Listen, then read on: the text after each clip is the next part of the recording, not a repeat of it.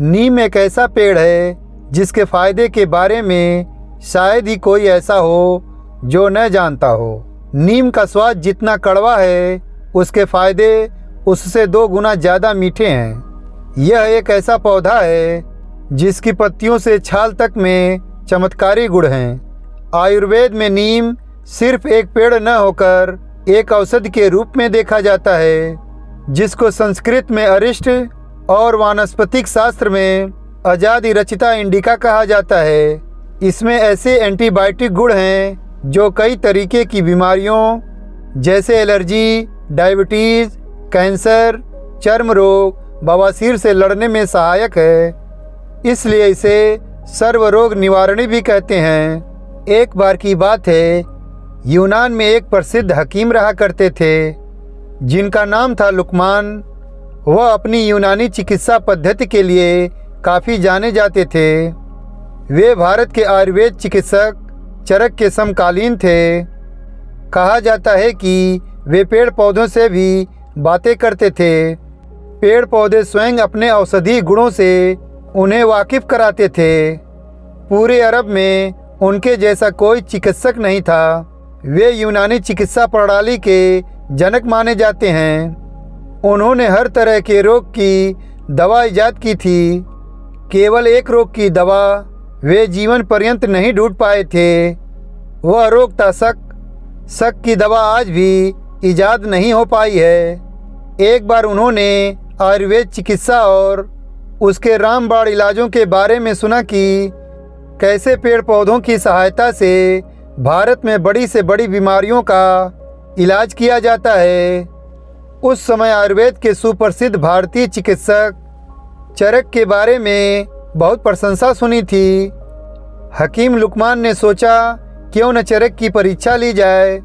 उन्होंने अपने एक विश्वसनीय दूत को बुलाया और कहा कि यह चिट्ठी सीधे ले जाकर हिंदुस्तान के वैद्य चरक को दे देना, लेकिन ख्याल रहे जाते वक्त सिर्फ इमली के पेड़ के नीचे ही सोना। दूत ने वैसा ही किया और वह पूरे रास्ते हमेशा रात में इमली के पेड़ के नीचे ही सोया। और कई दिनों की यात्रा के बाद जब वह वैद्य चरक के पास पहुंचा तो इमली के पेड़ के नीचे सोने की वजह से उसके शरीर में काफ़ी सारे छाले निकले हुए थे। उसने हकीम लुकमान का दिया हुआ खत सीधे चरक को दिया। जब वैद्य चरक ने खत खोलकर देखा तो वह खाली था। उसमें कुछ नहीं लिखा था। चरक ने कुछ देर सोचा और फिर उसे पूरी बात बताने को कहा।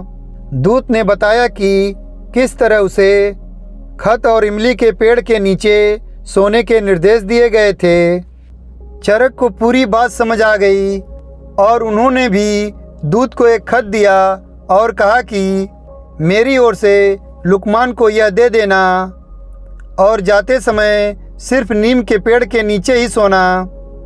दूत ने ऐसा ही किया और प्रत्येक रात नीम के पेड़ के नीचे सोया। जब वह हकीम लुकमान के पास पहुंचा तो नीम के नीचे सोने से उसके शरीर में पड़े छाले गायब हो चुके थे। उसने पूरी बात लुकमान को बताई और चरक का दिया हुआ खत दिया। वह खत भी खाली था। लुकमान मुस्कुराए क्योंकि उन्हें भी उनका जवाब बिना लिखे हुए मिल चुका था। लेकिन दूत को कुछ समझ नहीं आ रहा था कि इन दोनों विद्वानों ने एक दूसरे को खाली पत्र देकर क्या संदेश दे रहे हैं। दूत अपना सर खुजाते हुए दोनों विद्वानों को सिर फिरा समझकर चुपचाप लौट गया। दोस्तों, अगर वीडियो अच्छी लगी हो तो लाइक कीजिएगा, शेयर कीजिएगा और अभी तक चैनल को सब्सक्राइब नहीं किया है तो चैनल को सब्सक्राइब कीजिएगा। और वीडियो देखने के लिए धन्यवाद।